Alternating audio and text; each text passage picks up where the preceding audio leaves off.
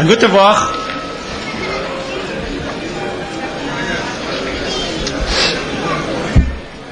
The day of Shvat has many aspects of its significance. It's of course the Yom HaIlula of the Lubavitcher Rebbe, but as we find that the Rebbe very often, when he spoke about Beis Nissen, he primarily focused that it was the Hascholas Hanesius of the Lubavitcher Rebbe.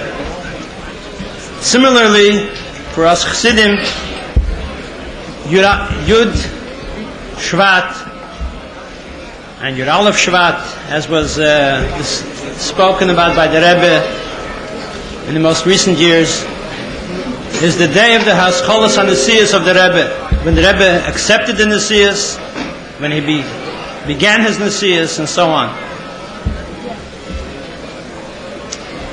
The word Nesius, of course, comes from the word Nasi. And almost 50 years ago on Yud Shvat, the Rebbe began the Yud Shvat Verbringen by discussing at length the significance of a Nasi. He brought from the Sefer Kehillas Yaakov that in the Erech Rebbe, he writes that Nasi is Rosh Tevis, is the acronym of Nitzutze Shel Yaakov Avinu. That a Nasi is a spark of Yaakov Avinu. And the Rebbe asked seemingly what is the significance of Yaakov in contrast to the other Avos. There's Avram, Yitzchak, Yaakov. Why Dafke a Nasi is Nitzutze Shel Yaakov Avinu?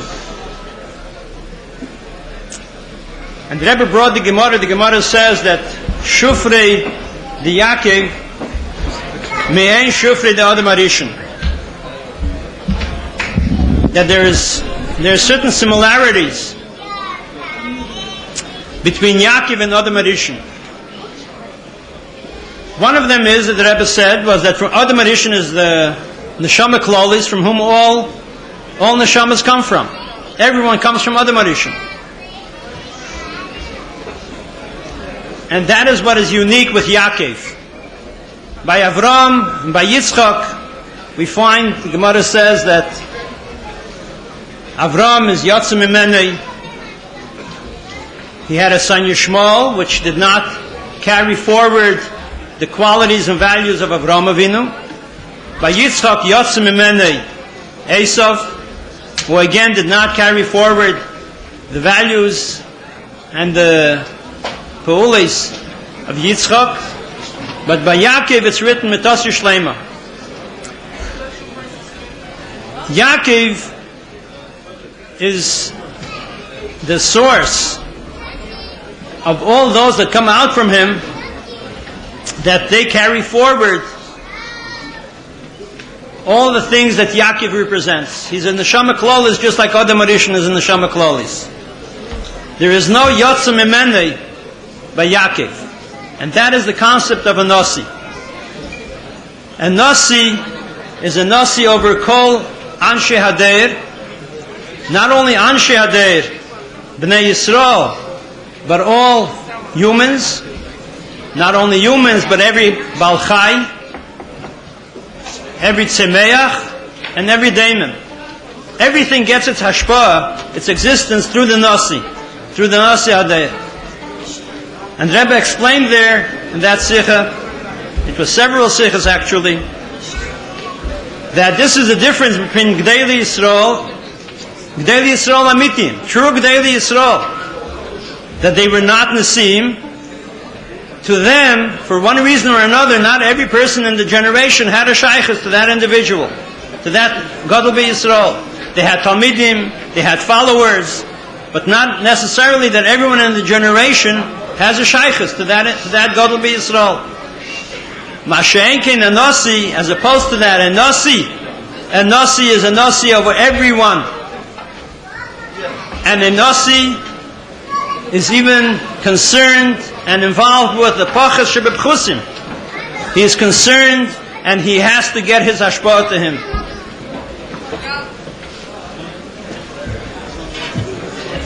I recently heard again that Sikha, and it's very interesting that the Rebbe, the terminology that the Rebbe uses. The Rebbe uses the phrase, and when you look at it from another vantage point, who better than the Rebbe can describe what is a Nasi? Generally, when other people describe it, they look at something from the outside. But the Rebbe describing a Nasi is Yedaitiv Hayisiv. He is a Nasi and he can best describe it. The Rebbe describes that what is a Nasi erkenit fartrogen. He cannot tolerate that anyone or anything in his generation should not benefit from his pa'ulas. That a Nasi has pa'ulas, there's no question about that. But he cannot tolerate that anyone or anything in his generation should not benefit from those pa'ulas. And that Sikha, the Rebbe went in at length in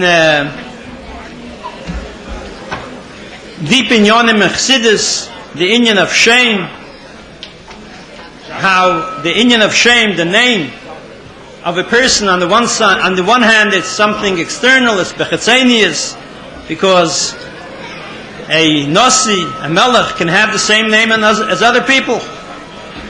Nevertheless, the Rebbe explained that the name is something which touches the etzem, it touches the essence. Basically, in that Sikha, the Rebbe spoke at length that in Torah terminology, what is a Nasi? A Nasi is a Melech. When the Pasuk says, the Rebbe said, in Vayikra, Asher Nasi Yechta, that if there will be a chisaron by a Nasi, the Gemara says, that means a Melech. And a Melech, his name is over the complete Medina. Whatever is in the country that the Melech is on, his name is on that. Not only the subjects are subject of that king, but everything, every piece of daimim in that Medina is a stone in the Malchus of this Melech. So Shmei Nikra, the name of the king, affects every detail what is under his kingdom.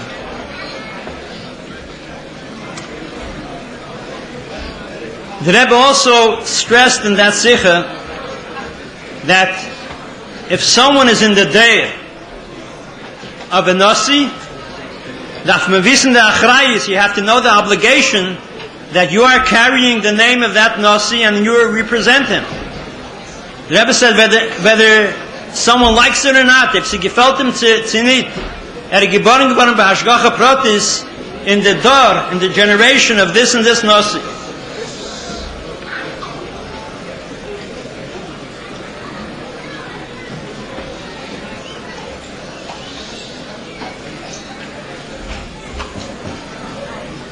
The Rebbe once said that a story, whether it should be that way or shouldn't be that way, but a story brings home a certain message much easier than explanations. There are several short stories which I think by sharing them brings home this point of being in the generation of Nesiderenu and the obligation that we carry and how it affects everyone. I'm aware that many people already heard the following story. It's been repeated, but I recently heard it from a Klei Sheni, from the person who actually heard it, and I'm sure that many people still didn't hear it.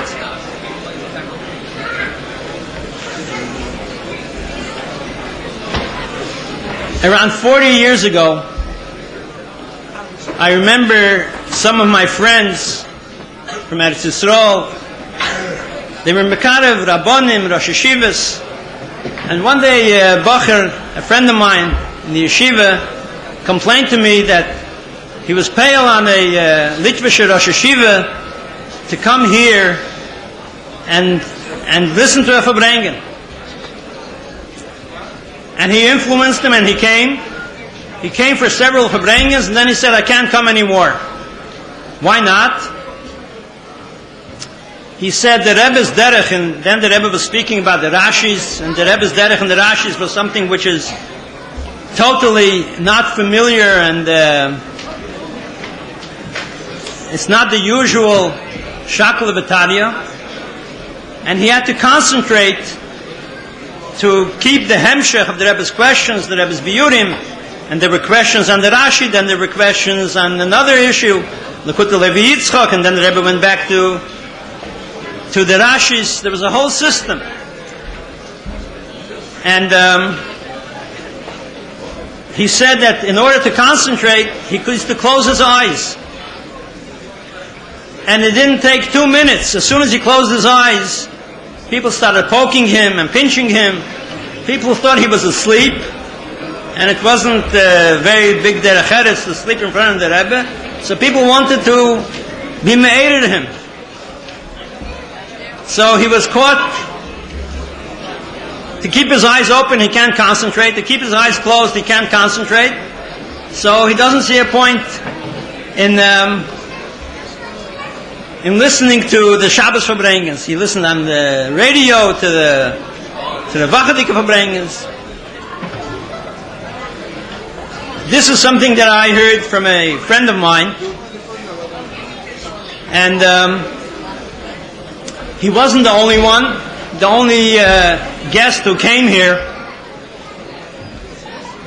Another Rav, a Lubavitcher Rebbe, he was recently, or I don't know exactly when he told the story, but he was by in a Chabad house, and after davening in England, in Europe, after davening, he told the shliach the following story.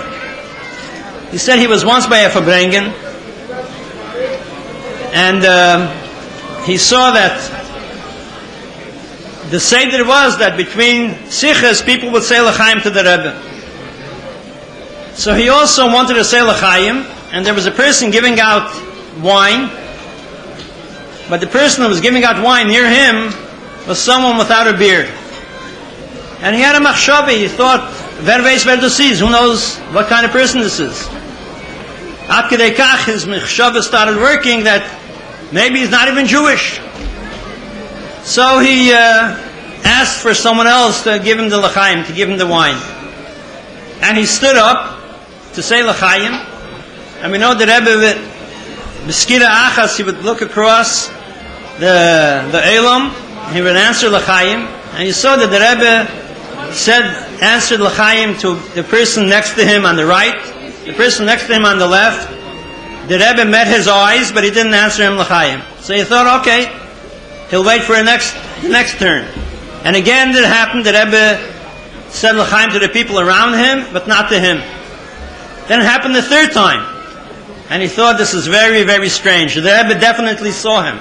And he was very prominent in holding up his cup and trying to say l'chaim. And suddenly he had a thought.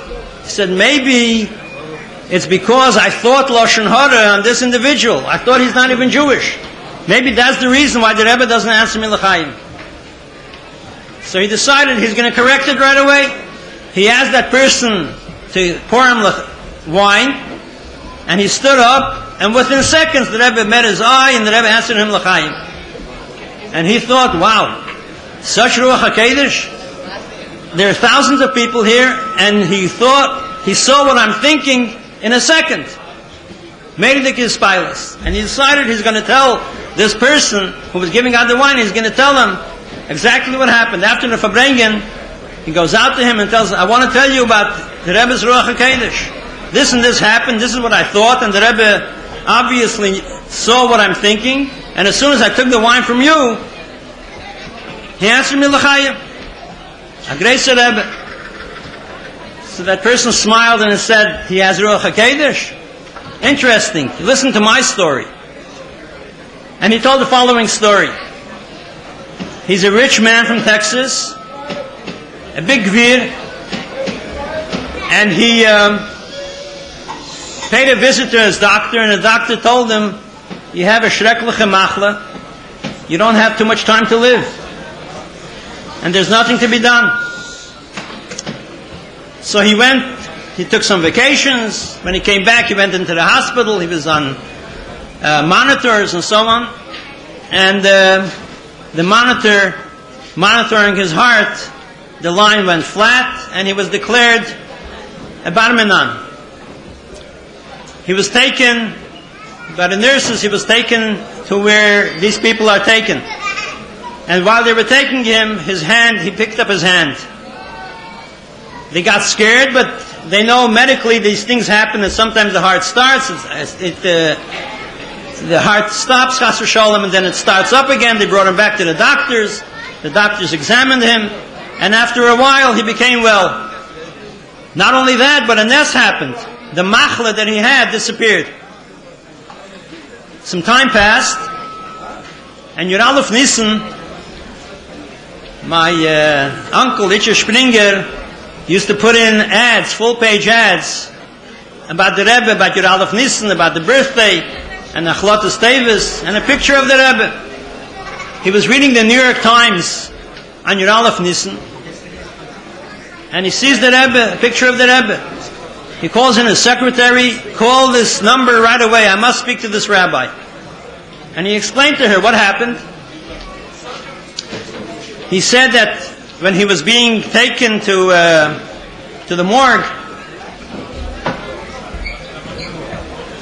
he saw that he was in a large room, very bright, very many people there. There was a judge, and a kateger and a saneger, a prosecutor and a defender, a lawyer. And the prosecutor got up and he started a whole list. He never did this, he never did that, he never did this. He messed up so many things he did wrong. And the judge turns to his lawyer and he says, what do you have to say? He says, I have nothing to say. And then the judge says, is there anyone in the Elam that has anything to say for this person? And a man with a white beard got up and said, I have something to say. That which he did wrong, he never was taught otherwise. That which he didn't do what he was supposed to do, he was a tinik shenishba. And he's not responsible for doing things that he didn't know anything about. So the judge turns to the saneger, he turns to the prosecutor, and he says, what do you say to that? He has nothing to say. So the judge asked this man who got up, he said, okay, now he's going to continue the same way. What's the takana? So he said, no, he won't continue. I take it upon myself that he's going to become a Baal Tshuva. And he tells his secretary, that's when he picked up his hand. And when he saw the picture in the newspaper, in the New York Times, he saw this is the picture of the man that defended him, that saved his life. So he wants to see him. So she calls up, and she comes back and she says, he doesn't speak on the phone. He says, call again. I want to speak to them. You'll see how he comes to the phone. He takes the phone, and he starts explaining that he's a rich man, he's going to give a lot of tzedakah, he's going to give a lot of donations, he must speak to the rabbi. So he's told, even if the President of America will call, he doesn't speak on the phone. He never heard such a thing. So he said, wait a minute, can I see him? They said, yeah, you can see him, you can come. He goes to Krias Atayda Monday and a Thursday. You can see him, but you can't speak to him. Okay, I'm taking the next plane out. He took a plane, and he came here. He asked how the Seder is, and he was told that the Rebbe, around 10 o'clock, the Rebbe comes out to Krias Atayda on Mondays and Thursdays. So he's standing in the hallway near the Pushka, near the big Pushka, and he thinks, this is so easy. The Rebbe's going to pass by over here. There's no one here. I'm going to have a few moments with the Rebbe. Great. All of a sudden, 9:45, women start coming with carriages, with strollers, with children, with bottles. Atumul, ahumul. The whole place becomes packed. The Rebbe used to give nickels to children to put into the pushka. So the Rebbe came out from his room. He looked him in the eye for a second. But then he started giving the children nickels. This lasted around 20 minutes. When the Rebbe finally came to the pushka, he looked at him. He looked him in the eye for a longer time, for several seconds. And the Rebbe said to him, what are you looking at? You know the truth, and I know the truth. And he went to Kriyas HaTorah. And he continues, so you're telling me that he's Idei Machshavos? He also saves lives. And today, he said, now I'm a complete Bal Tshuva. So here is one dogma of the Melech, the Nasi, who wants to, he cannot tolerate, he cannot vertragen that there is someone that doesn't benefit from his peulas that he does.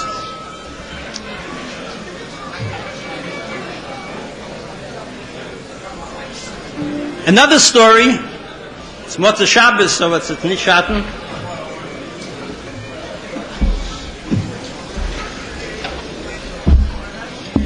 And I understand this was published recently in one of the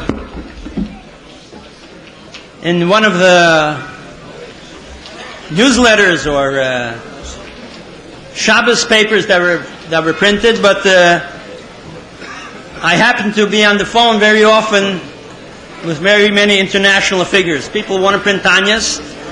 And recently I spoke to, in fact, Friday, I spoke to some people in India, and I verified the story, and they gave me much more pratim. There was a young woman, an Israeli, a young girl, who was traveling through India. And over there's a klal, you don't travel by bus, you don't travel at night. It's very dangerous. She was supposed to make a connection from one place to another, and she went halfway. Her connection, however, was cancelled, and it was almost night, and she's sitting in the bus station all alone. The bus won't be here till the morning. She was very scared, but she had nowhere to go. All of a sudden, she's sitting there alone. All of a sudden, two young shkotzim come in, and they sat down on the bench, on both edges of the bench, from both sides. And every few minutes, they were moving closer to her. She thought this is a very dangerous situation. But what should she do? She has nowhere to run. She has nothing to do. So she thinks in her mind, Gott in Himmel, Rebbeinu Shalom, you're the only one who can save me. As they move a little bit closer, an old man comes in, and they respect old people there, and he sits down between them and her. They were sitting for another while, but seeing that there's another man there, after a while they got up, and they left. After several hours, the bus came, and she thought that she's going on the bus. This man is also waiting for the bus. But as soon as she went onto the bus, this man got up, and he walked out of the station. She came to a Chabad house. She saw a picture of the Rebbe, and she said, he is the man who was sitting in the bus station with her. What is she today? As the Rebbe in the previous story, I'll make from him a Bal Tshuva. Today she is not a Lubavitcher Chassid, a Breslov Chassid, but she's a complete Bal Tshuva. Incidentally, the person who told this story is not a very big, by his statement, he's not a very big maimin. He says, one thing I do believe in the Rebbe. Besides that, he won't go into any more details.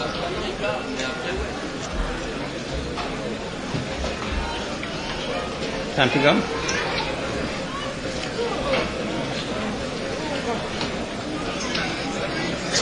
Coming back to Yud Shvat, I'd like to share, this is also a story, but it sheds some insight into Yud Shvat.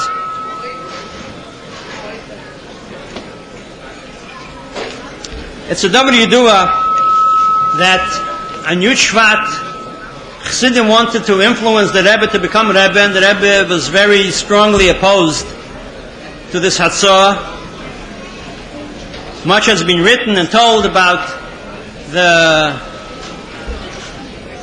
Shakla V'Tarya, if you want to call it that, how the Rebbe reacted to the Hatzahs that he should become Rebbe. But Chassidim found a remez in the Maimer, Basel Legani Tafshin Yud. The Maimer starts, Basel Legani Achesek Alav Yisi B'Medrash Rabbah. There's a Musgir, there's a Chatzi Eagle Bimkeimei. Generally, this is an unusual Maramokim in Maimorim. Sometimes it says a page, but in any case, a remez was found in that word, excuse me, Bimkeimei, that this medrash is brought in several places. It's brought in Vayikra Rabbah. It's also brought in Shir Hashirim Rabbah. That's Bimkeimei. The pasuk Basel Legan is in Shir Hashirim. The name in whose name this explanation of Basel Legani Legnuni Lamokim Shahaya Ikra Betchila in Vayikra Rabbah, it's the name of someone else. Someone else brings it there. In Medrash, in Shir Hashirim Rabbah, it's brought in the name of Rabbi Menachem Chosnei, Rabbi Menachem the son-in-law. And Chassidim saw in that a remez that Menachem Chosnei should become Rebbe. Fast forward to Tafshin Nun, 40 years after the Kabbalah Sanasiyas. I heard this from the person who actually went over to the Rebbe. There was a young man here that he was very much bothered by the talk that the Rebbe is Mashiach, and he came over to someone and says, "Can you explain this to me?" He just couldn't swallow it. By the way, in this sikha that I mentioned before about the Nasi, that the Nasi looks after every individual and everything in his day, the Rebbe says a very interesting word which is negayed to very many things. When the Rebbe speaks about a melech, and he speaks about relating to the wisdom, to the chachma of the melech, the Rebbe says not everyone can relate to the chachmas hamelech. One of the reasons for that is because of sifeltem and birur v'zichuch. When someone is lacking, that he is not refined enough, that can be a blockage to understanding many things, to relating to many things. But in any case, this person had a difficulty relating to the fact that the Rebbe is Mashiach, and he says he wants to ask the Rebbe. So they went to dollars, and he asked the Rebbe, he says, "Rebbe, says emes was me sagt auf euch, als ihr seid Mashiach?" And the Rebbe answered him, "Tafshin Yud, hab ich nie gewollt werden Rebbe." I'd like to finish off with this same Medrash Rabbah B'Mkeimei. Fast forward, Tafshin Nun Beis. In Sefer HaSichas Tafshin Nun Beis, this is Muge from the Rebbe, Chelik Beis, page 400. The Rebbe brings the same Medrash, and the Rebbe brings there that what does it mean, Menachem Chosnei? This is a reference to what the Gemara says, that Mashiach Menachem Shmei. He should become a reveal, take it from Yad Mamish.